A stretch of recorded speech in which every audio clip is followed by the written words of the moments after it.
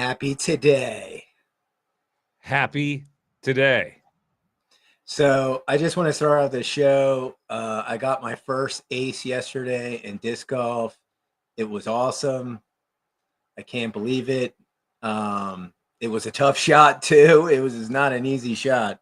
About 210, 215, dog leg left, and I banged it. You caught the um, breeze just right. I threw the right disc. So this hole goes out straight for about 150 yards, and then it breaks to the left real hard at the end. And there's all these trees on the left, and I threw this disc that I know fades really hard at the end. So I threw it perfectly straight out. It went out. It was like whoo, whoo, and then it started to cut really hard. I was like, nice, that was a good shot. And I heard ka-ching. I was like, yeah, no way. I hit the chains. Bull crap. I get up there. There's my disc in the basket. I made a video. It's up there on my Yeah. You shared that yesterday. But anyway, let's get into it. The shows. Let's thank our sponsors: Quantum Expeditions, Quantum Economics, Bitcoin Live, Deorganized Media, and Shield Folio. I think I got everyone in there. I think you did. And Nick should be flashing all the little adverts. Shield Folio, if you're not familiar, you can put your seed phrase in there, and it's invisible to prying eyes unless viewed under the correct UV lighting. Quantum Expeditions, if you're interested, this is a way to invest in mining. And sorry, my producer is saying my camera's a little fuzzy. Give me a sec. Yeah, I will check my connection. And you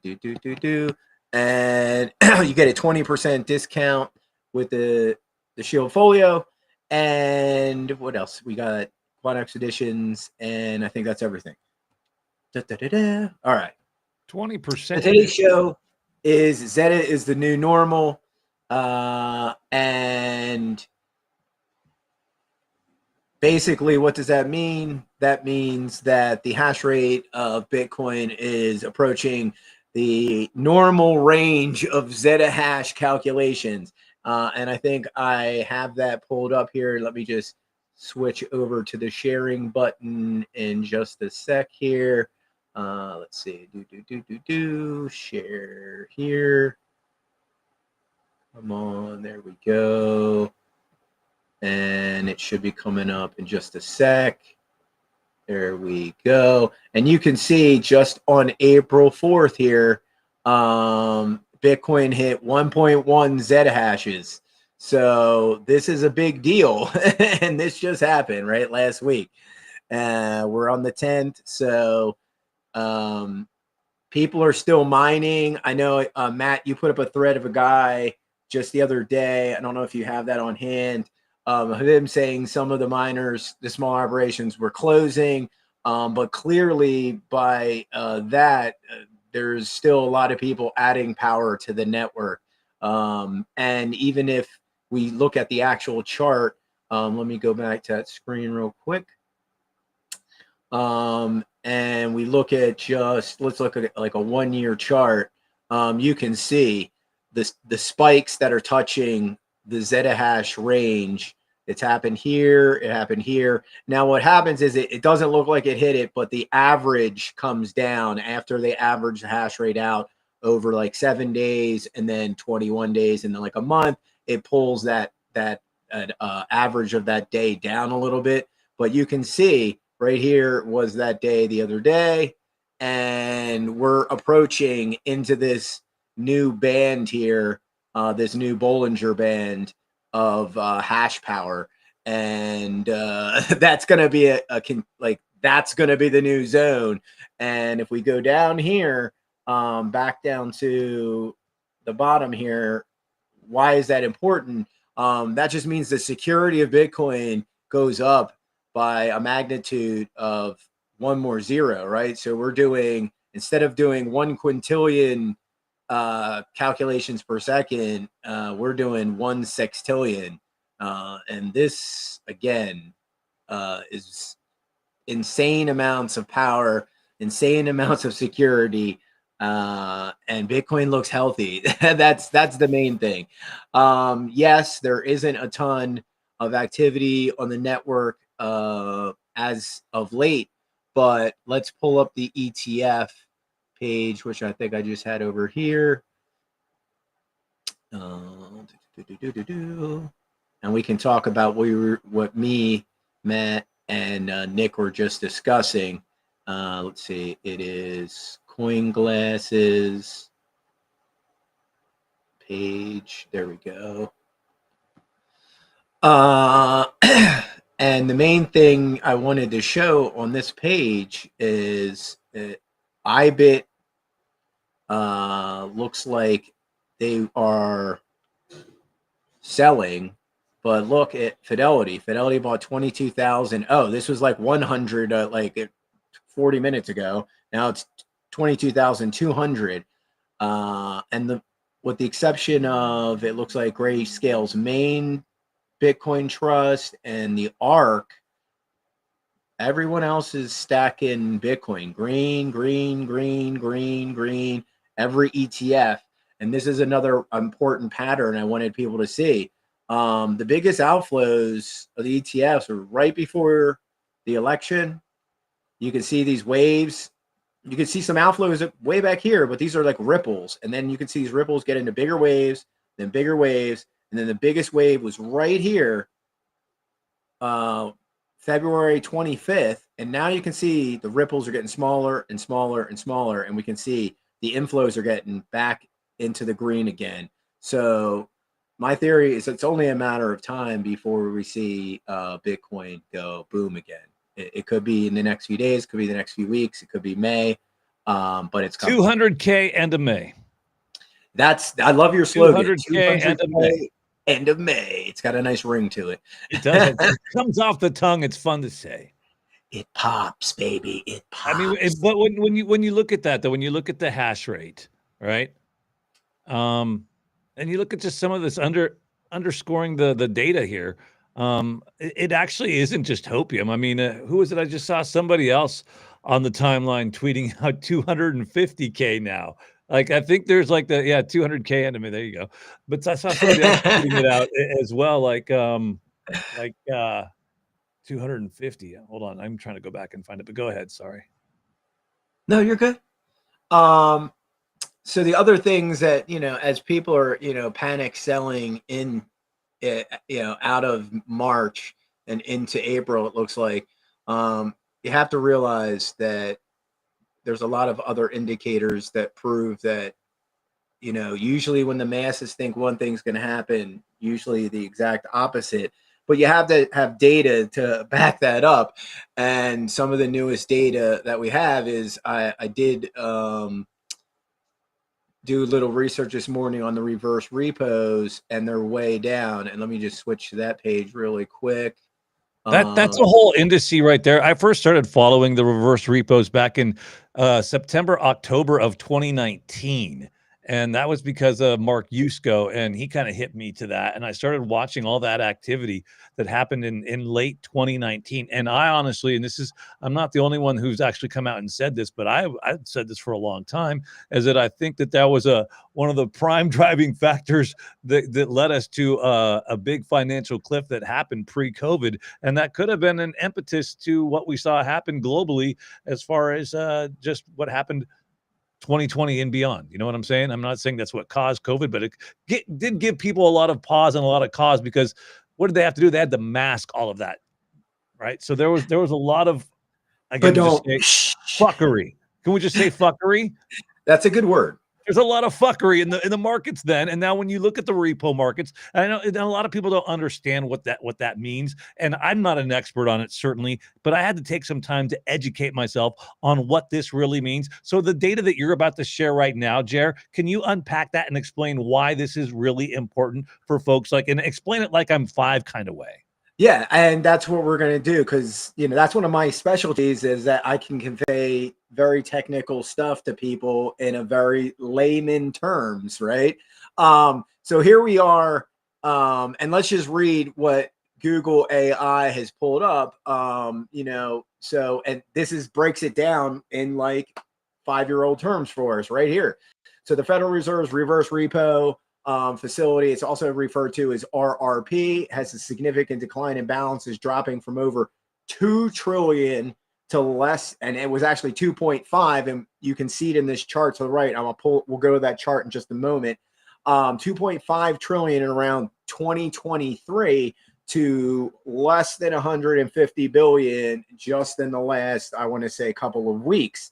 So what does that mean? So first off, what is a reverse repo? A reverse repo is when the banks realize that they're holding of their own money, their money will melt away. They take it and send it to the Fed, and the Fed gives them, like, it's usually the repo rates are based off of I think it's the Philly fund rate and the federal fund rate, and it's a little bit less of that, right? So it's like, if it's 5%, it might be like 1 to 3% in these reverse repos. So they take their money and they park it at the Fed. Now, and again, this is to protect their liquidity, right? So let's pull up the chart. Let's pull up this chart. This is that chart to the right, and we can zoom in on it. And this is what's mind-blowing. And I just realized it this morning. I was like, holy moly, where is it? Wolf. There it is. There we go. And so here's the deal. Literally, somebody becomes president here, and then right around 21, all the banks start parking their money with the Fed. $2.5 trillion. And then by the end of 2023, they start investing again right here, right? We can see that. But now it's down to here.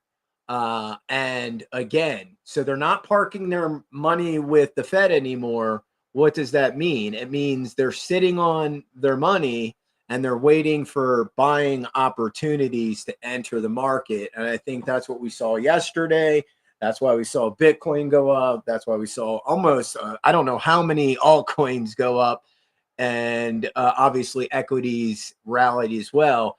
And the thing about, people worried about China and Russia dumping our securities is you don't have to worry, because the bond market just jumped like 5% to 5%. I think let me check. I just pulled up the yields.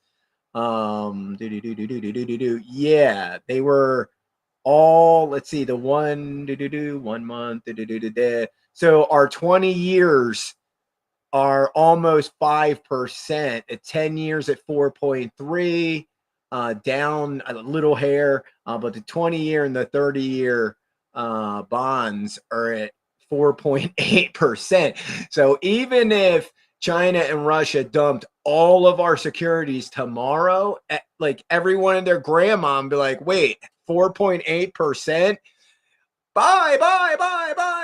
So there would be some turmoil. There would be some volatility. It would be messy, but America, Trump is still making, in his end game, it's to force the Fed to cut rates and then drive everyone back into the bond market, stabilize the dollar, which is also now being stabilized by Bitcoin. And now the biggest news of the week, which you shared yesterday, and I was saying several months ago, which I think I shared, I don't know if it was the show before this one or the 2 episodes before, where I had this theory that there was a possibility that China and Russia were buying capital goods with Bitcoin. This could be a possibility. And that's why we're seeing some volatility in the markets, because they buy some Bitcoin, they let it go up like 5%, they sell it to Tether. If it's a big enough order. They're doing the old degen game. Is all they're doing is they're just degening. We did Correct. this back in 2017. Like, come on, man. Like, but now governments are doing it, and it's and that's the thing. It's not crazy anymore, because Van Eck comes out yesterday and is like, yes, that's happening. I was like, It's like when my theories become reality. But It is you know what was really funny is if you noticed how carefully worded it was that it didn't say oil, it said energy transactions. Yeah. And so like Okay. you can't come out and say oil, but like what else are they gonna? They're not doing coal. They're not doing liquid nitrogen or natural gas. There's only one freaking thing they're doing. You know it, and Yes. I know it. It's black gold Texas It's tea. oil, It's what old Jed shot and came up out of the ground in the Beverly Hillbillies. Exactly, because let's be clear, the Chinese oil yuan futures, that's what Russia and China have been, they've been crazy about for years. Energy And trade. if they're going to be trading outside of the yuan and the ruble and the renminbi, the only other thing they're going to pick is corn. Let's be clear. It's really easy. Now they're like, wow, this is easy. Hey, yeah, like no shit. Things of note that also came up this week, I wanted to throw at you. Coming out of the country of Pakistan. Two big things from Pakistan. CZ. Yeah, CZ now is a strategic crypto advisor. And then the other thing was just yesterday, the government announcing that they're going to take their surplus energy, direct that and dedicate that to mining Bitcoin. Pakistan is going to start slapping some ASICs on there. So just curious, your thoughts on Pakistan, where you see them kind of entering the fray in the global market. This is just good news for, all of our, mine and our economic theories that come out about Bitcoin, harnessing in cheap energy, wasted energy.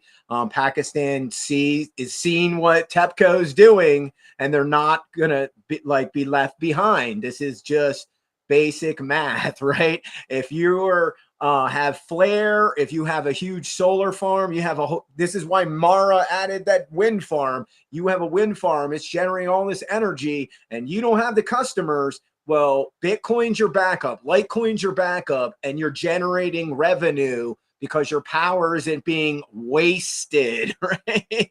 This is a huge deal. This isn't the only country. I think CZ is their crypto advisor. I think he's like the crypto advisor for 4 or 5 countries now.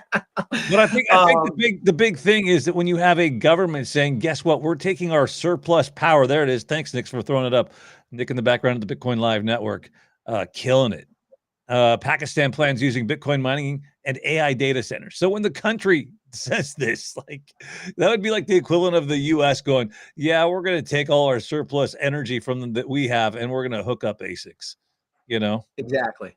And that's perfect segue into a video I have pulled up. Hold on, I think I had it pulled up.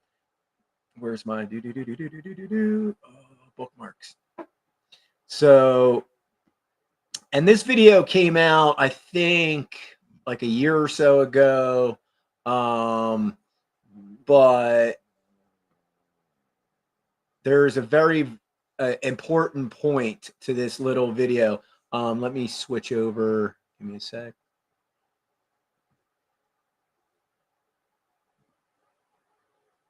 Come on, computer. There we go. So it's Joe Nakamoto, and he's talking about this little mining / energy operation. I want to say, I think it's in the Congo, but it's coming up. Give me a second.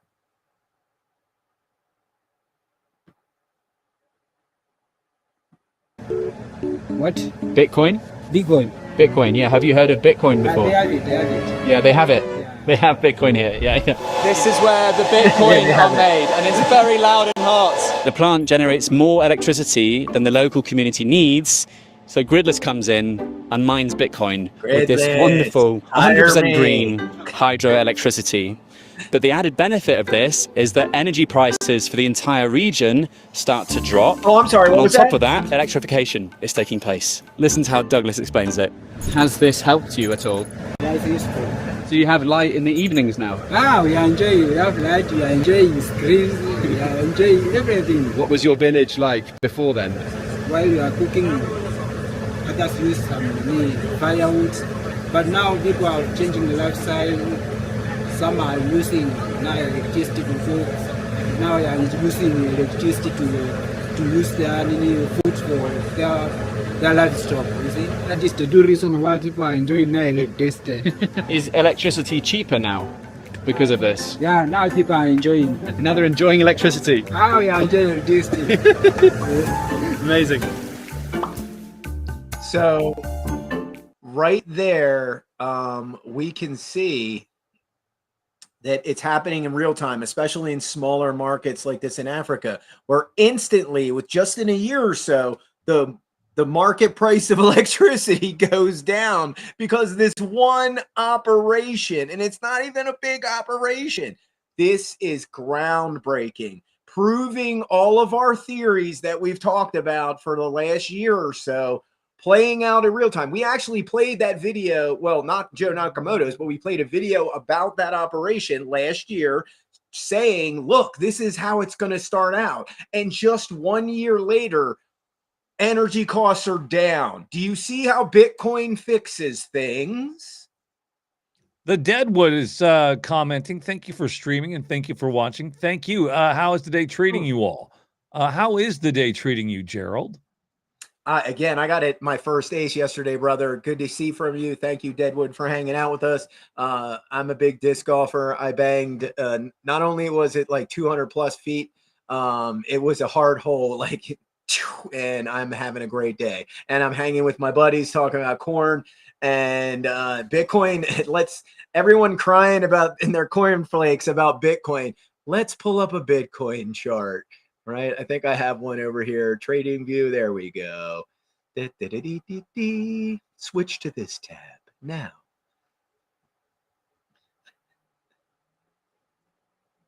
Come on, computer. There we go.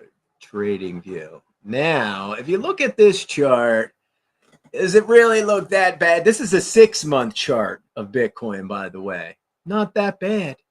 I don't know why everyone's crying. It actually looks pretty darn good if you look at a 6-month chart. Now, let's go look at the year to date. Not so good. Not so good. Let's look at 1 year. Still up. 1 year. Look at 5 years. Oh, only up 1,000% in 5 years. Let's look at all time. 731. When in doubt, zoom out. 1,000%. 731,000%. Everybody say it with us. When in doubt, zoom out. Exactly. Now, one of the other cool things I wanted to talk about on the show today, hold on, where oh, there it is something I came across just the other day, and I was pause. I can hit again. There's computers doing their own thing. I literally, and did I save it? There it is. There it is. There it is. So I've been working with AI models for, I don't know, I want to say like 2 or 3 years. When they first came out, I started messing around with Chat GPT. And then I want to say the last 6 months, I started getting serious. I'm like, okay, let's see if these things are really good. Let's see what they can do. Right. And as a data scientist, I'm like, okay, let's give them some tricky equations. Okay, chat, I want you to make a chart comparing Bitcoin's price over the last 10 years to gold's price over the last 10 years. Do it. First thing chat says, nope, I don't make charts. Go to Grok. A couple weeks later, Grok, do the exact same thing. And this was Grok 2.0. I haven't tested this with Grok 3.0, so I don't want to diss Grok's latest update because I did some cool things with Grok 3.0 like last week and was like, whoa. But this is Grok 2.0, same thing. Can you make a chart? Nope, can't make charts. So I find this thing that MIT's literally teaching to their students in class now. Yeah, called Julius AI. And I shit you not, brother. As somebody who's a Python data scientist, I pooped in my pants as soon as I started using it. It literally starts coding Python. It's like import pandas, import NumPy. I'm like, what?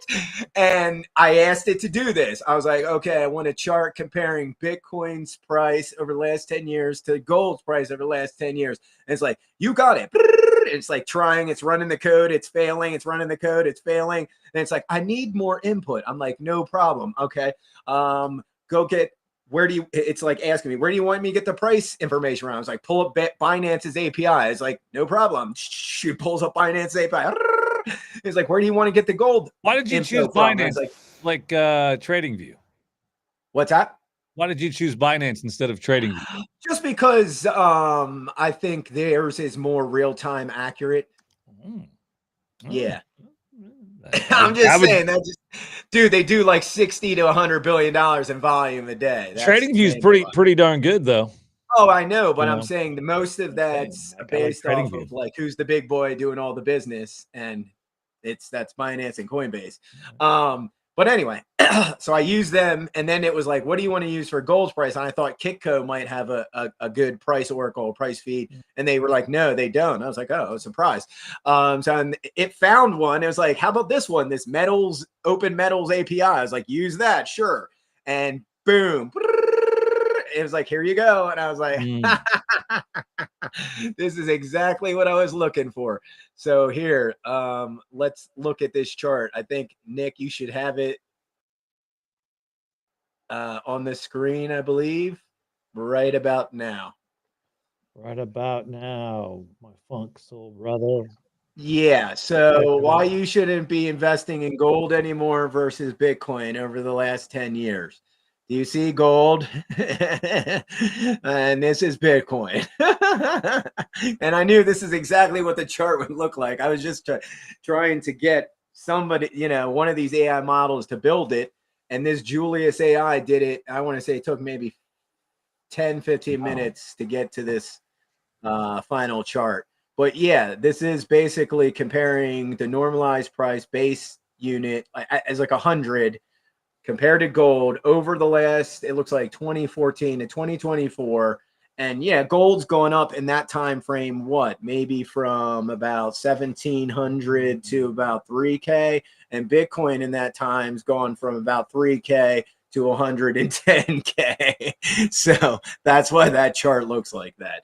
But yeah, gold is not a long-term investment. Hey, I got a chart I want to throw at you. I know I'm just throwing a curveball here, but this one just came up, and maybe Nick can find this one. Literally, the uncertainty under Trump has exploded. The U.S. Economic Policy Uncertainty Index is the chart that I'm looking at. Ooh, pull it up. Michael A. Arut is the account. And it's just when you look at the global pandemic where you see the U.S. economic uncertainty, then when you see 5 years later, it just skyrockets. And it's like one of those parabolic, I'm like, geez, people are more freaked out. Yeah, is that it? Did you get it? Yeah, Economic Policy Uncertainty Index. See, this is why Nick's the best. Bitcoin Live Network, man. Yeah, look at that, though. I mean, when you look at from 2020 to, zoom in on that one, Nick.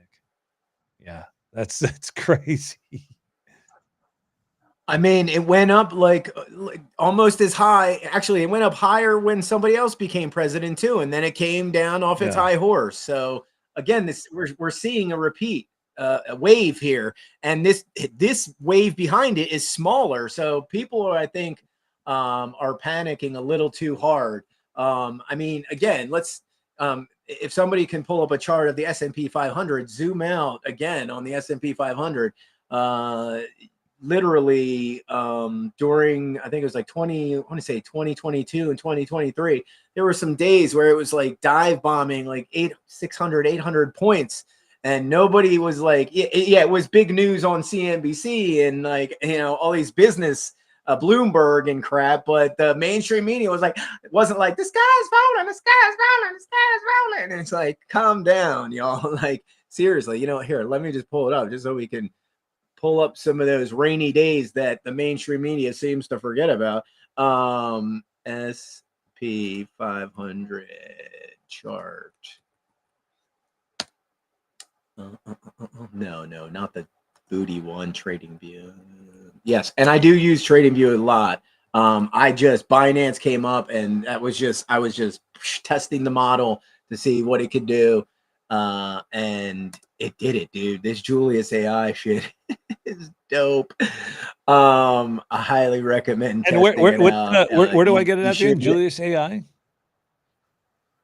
I found it right on X, man. Yeah, check it out. So I literally, I think it's just Julius.ai. Is that like Yeah, Julius, here like is Dr. J Julius Irving, like Julius like that? Like Orange like Julius, where I'd go and get my JUL. smoothie, and I loved Orange Julius, man. As a kid, my mom would take me there at the Oh, mall, dude. and then we'd like get an Orange Julius, and then we'd walk the mall, and then we'd stop off at Miss Fields Cookies because, man, you got to get it. Anyways, I'm sorry. Anyways, I'm gonna write that down though. Okay. No, Grok, I miss Orange ask Julius's Grok, is that too. what Those things, dude, it was like OJ with Yeah, and it was Tang all whipped almost. It up was and so good. foamy. I love like the foamy Yeah. frothiness Oh, of a blended fruit drink. It's so good once it hits your lips. oh, dude. You know what I mean? Again, good stuff. But yeah, let's take a look at the S&P. Let's look at 5 years. Julius AI. So yeah, so 2020, boom, boom, boom. Look at after 2021 and going into 2022. Yeah, boom. How's that? 1,000 almost? 476. Reminds me of the Matterhorn at Disneyland. Yeah, it went down like, literally like the Matterhorn at Disneyland. Then it recovered a little bit, went down. Oh, woo, like another. Woo, look at that. Yeah. Again, so you gotta get all a of fast these pass years to get on that ride. Yeah, dude. There were all of these in here, like this was nightmare scenario if you are like a day trader or a serious market investor in the Wall Street. And then to see like, oh wait, we're still here. Oh, I'm sorry. What was it? Oh yeah, 3,500. 5,200, and it literally was just at like 6,100. Notice that it was still in this half of what year? Yeah, and the guy was elected back in when? And was it here? Yeah. So it did all this while they all knew who was coming, right? So again, I think people are panicking a little too much. That's just my own theory. And I'm not even a huge Trump fan. I think he's smarter when it comes to finance than people realize. I mean, that's his expertise, right? He does effing properties, right? So you have to know how to refinance hundreds, and his loans are like millions of dollars. I think really that is the big thing that we're looking at, with over 36 trillion in debt and 9 trillion of that having to be serviced or paid or refinanced this year alone. How in the F do we do that? Do we raise taxes? Probably not. That ain't going to fly. No. But we're going to cut military and Social Security? No, that ain't going to fly. So the only other answer, we're going to have to get some lower interest rates. And that's what this has been about since day one. This is actually what this has been about, in my opinion, since 2023. And the whole scenario around Silvergate and Silicon Valley Bank is that we had venture capitalists saying, hey, these interest rates are way too effing high. We can't make any money because their whole business model is predicated on cheap money and low interest rates. So then when they saw that administration was not going to work with them and give them the policies and procedures that they need, they said, F that. And all the money went to Trump and the Silicon Valley PayPal mafia, Peter Thiel and all of them said, okay, and now look at what's going on. Who won the election?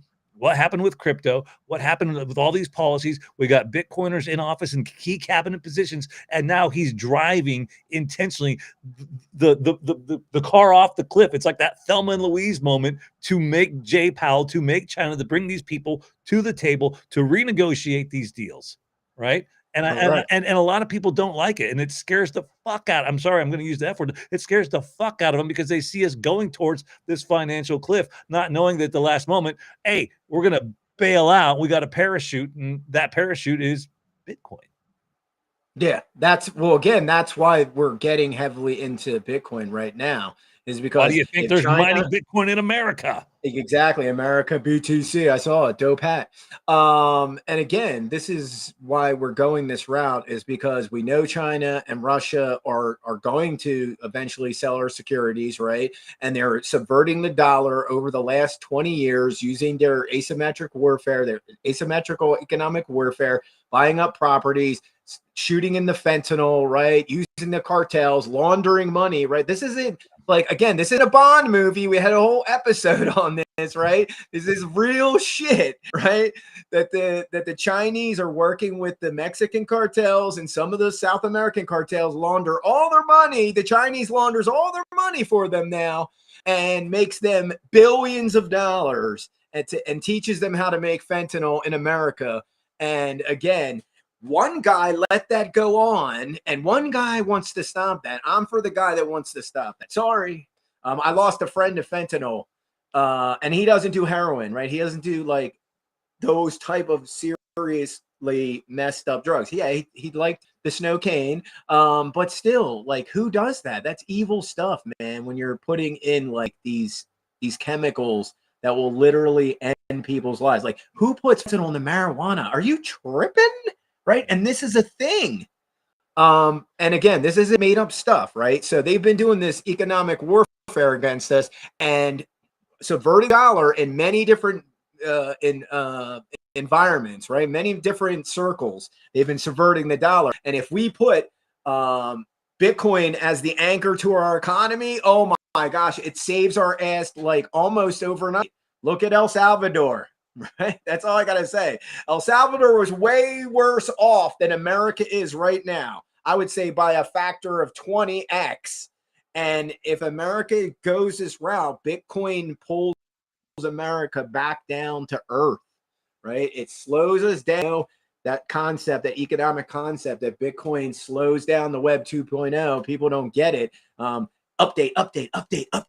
Well, guess what? You can't do an update like that on Bitcoin every 10 minutes, like Google, Apple, and all these other networks that force these updates on you.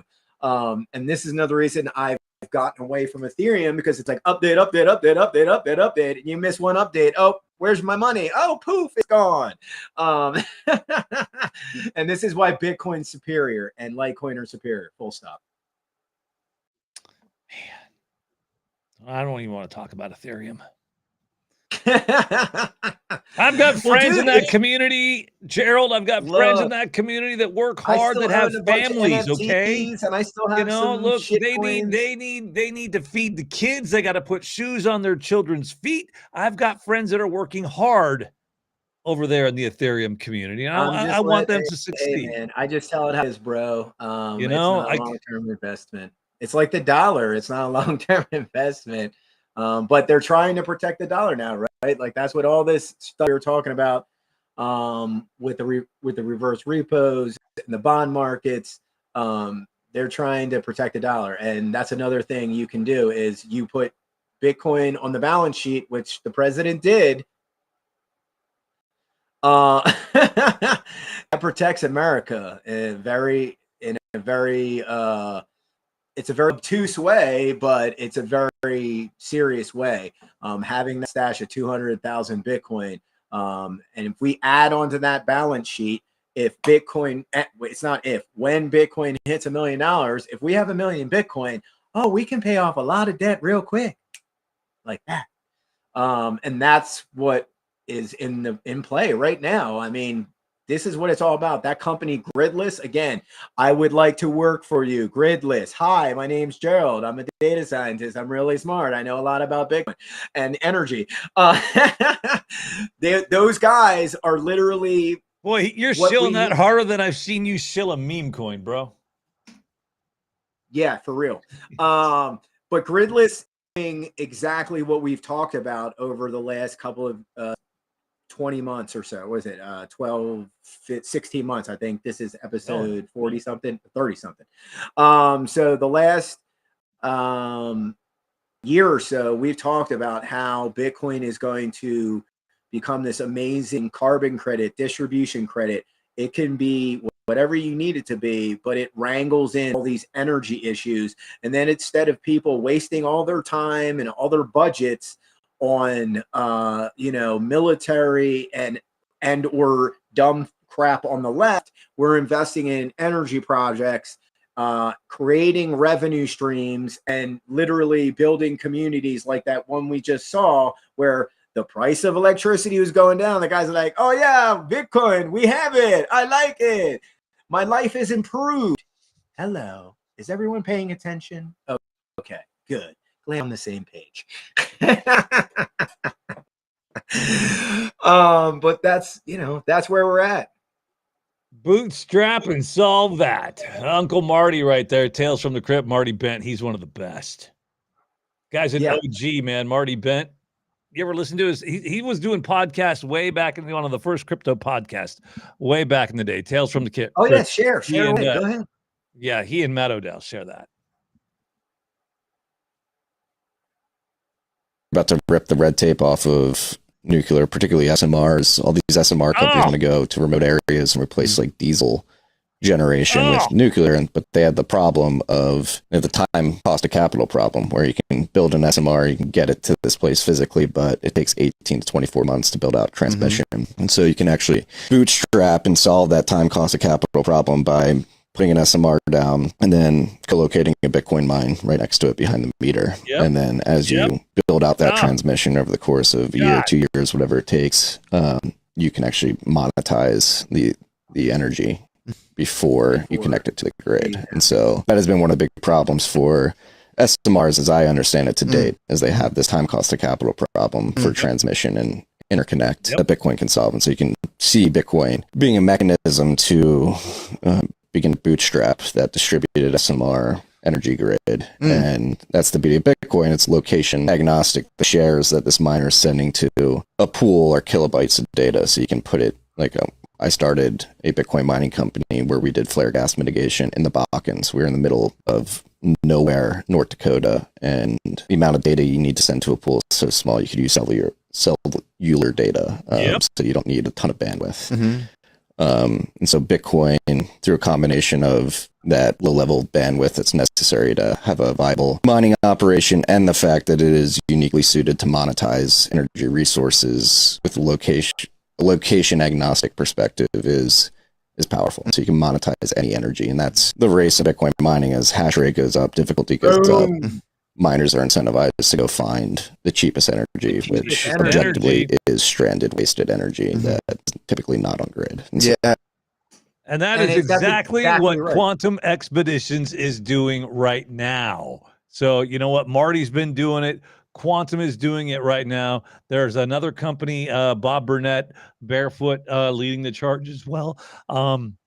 Companies in Canada, I know, are doing this. So, this is and get this. I was just on a space recently with a gentleman who's doing this, and the data that he shared is that just in oil and gas alone, and just this, like what we just heard Marty talking about, tapping into that alone is a $6 billion opportunity for Bitcoin mining in the oil and gas sector. A $6 billion opportunity. That doesn't even include, solar, wind, geothermal. I know, that's what I just said. Oil and gas alone. Exactly. And that's insane. Off-grid flaring. Yeah. Yeah, and your report that you did, I think, was it's already created like all these jobs, already created like I think 3 or 4 billion over the last couple of years. So again, this is a no-brainer because Bitcoin is the future. It's going to exactly what Marty was talking about. All these countries are now going to figure out, okay, well, this is great. We have these bulk, energy infrastructures, but we need to get it cheaper. We don't need volume. We need cheaper energy. So they're going to look towards hydro, towards wind, towards solar, and it makes all of those energy sources more viable because their only problems are transmission, right? That's what we've always talked about. They generate tons of energy, but it's just getting it to the right places at the right times.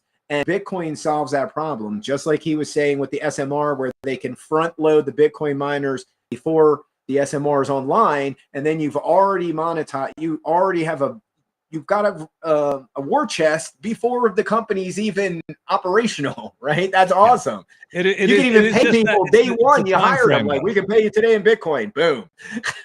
It's just a matter of the time to front run that, and that's the problem. And I was speaking with Sue Ennis over there at Hut 8 on a space, and kind of again ask her because SMR technology has been something that I've been into, and she is just super smart when it comes to power and infrastructure and technology and all that. And again, just kind of asking, how far along are we in that timeline till we start seeing, SMRs deployed, even on that level.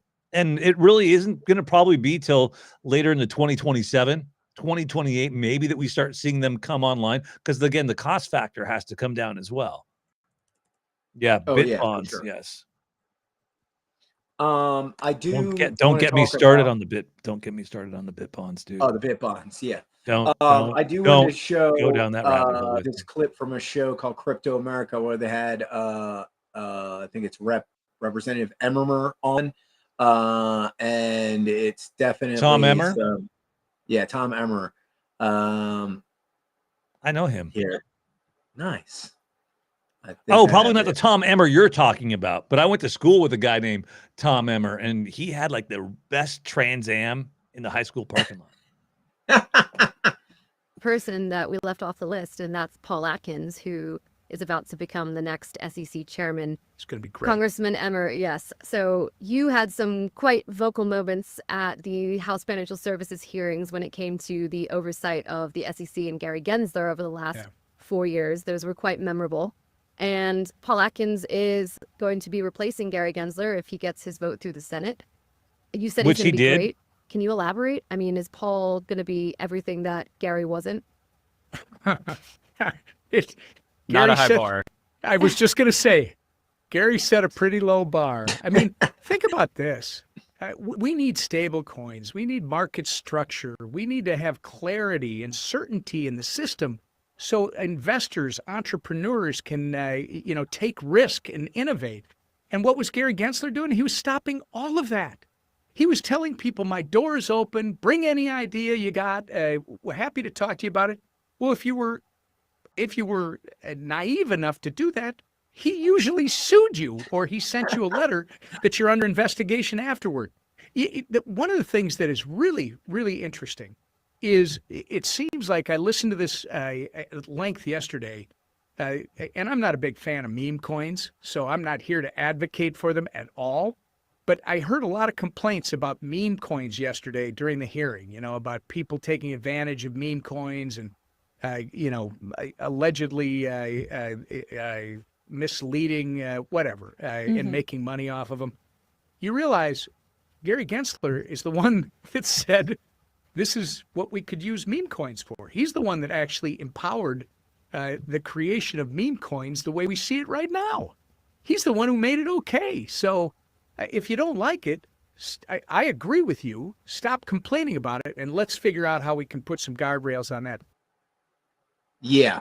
So again, to hear that we are getting a new SEC chairman that's not going to let these shenanigans go on one side of the fence and then not go on with the legitimate side of the fence is complete malarkey, as most of us have talked about for over 2 or 3 years, where it's like he's investigating all of these legitimate companies. He did start investigating some shady ones, but now all of the charges for all these companies have now every single one has been dropped.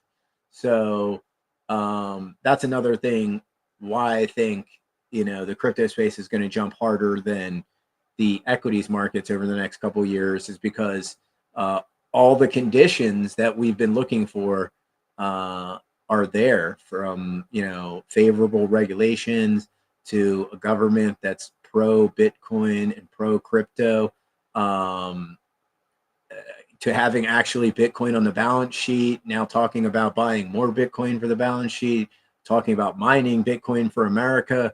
This is, again, I don't know how many times I have to say this over the last 3 or 4 years. Bitcoin is the TransUnion Pacific Railway of the 21st century. If we do not figure this out, we will become, America will end in the next 10 or 20 years. It's a fact. That's what Larry Fink said. If America doesn't deal with this debt and get it dialed in, the dollar is going to lose its reserve currency status to digital assets, something like akin to Bitcoin. So we got a $9 trillion payment that's due this year Somebody better figure out how in the heck we're going to pay that. The idea could be bit bonds. I wouldn't be surprised. There's already Pierre Rochard over there who left. I believe he left his position at Riot, launching the bit bond company. And then, you know, bit bonds is something that is totally, there you go. Yeah. Play the video of where it was first. Yeah, go ahead, Nick. We've completed about $50 billion worth of notional risk transfer over the last several years with many of the world's largest banks. As respects Bitcoin, I'm also thrilled to have been the founder of Battery Finance in partnership with 1031 within the next 12 months. The interest rates on that debt have dramatically increased over the last 3 years, and refinancing it at today's interest rates will create an extremely profound burden on taxpayers. Secretary Bessent has indicated his strong desire to spread future Treasury issuances across the duration curve, avoiding the risk of putting everything in the short end of the curve, as Secretary Yellen did. President Trump and Secretary Bessent have also indicated their strong interest in lowering 10-year interest rates, which have an important effect on consumer finance, mortgage finance, auto loans, as well as the federal interest expense. President Trump created the Strategic Bitcoin Reserve, and in particular directed the United States government to identify revenue-neutral ways to acquire Bitcoin.